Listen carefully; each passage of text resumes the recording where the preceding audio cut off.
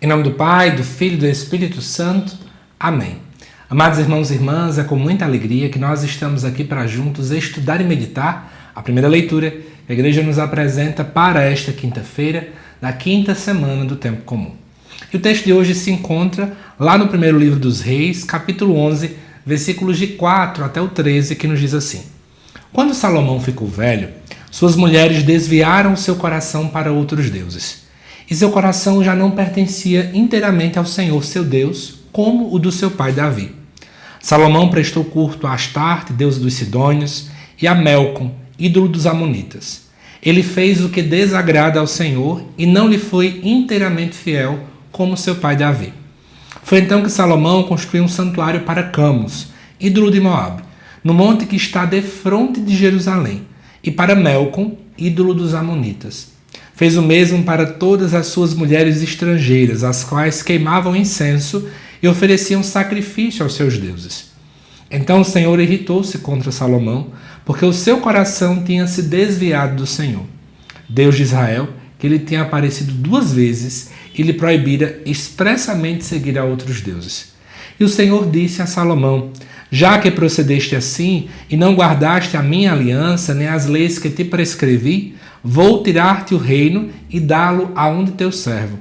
Mas, por amor de teu pai Davi, não farei durante tua vida. É da mão de teu filho que eu arrebatarei.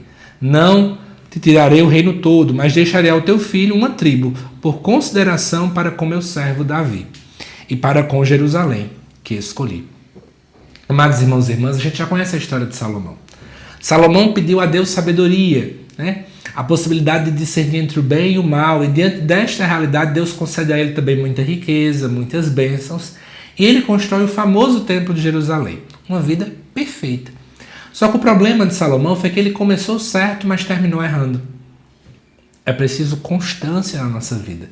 É preciso em todas as instâncias buscar fazer a vontade de Deus, e ele erra neste final.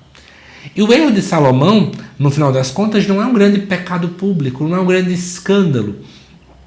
Mas, na verdade, é essa dinâmica de trair o Senhor. Eu falo a palavra traição porque quando Deus vai falar com Salomão, ele diz assim, já que procedestes assim e não guardaste a minha aliança, Deus não diz, Salomão, já que você pecou, porque todo mundo peca, mas, na verdade, você traiu a aliança, ou seja, uma linguagem aqui matrimonial, nupcial, ou seja, você me traiu. Salomão traiu o Senhor, traiu o compromisso que ele fez diante de Deus. E aí Deus diz assim, já que você fez isso, nem seguiu as leis, agora eu vou tirar-te o reino. Ou seja, já que infelizmente você teve essas falhas, eu vou tirar o reino. Só que Deus mesmo assim, mesmo sabendo da traição que Salomão fez, Deus ainda tem misericórdia. Por que misericórdia? Porque, embora tudo isso tenha acontecido, Deus não vai tirar o reino em vida.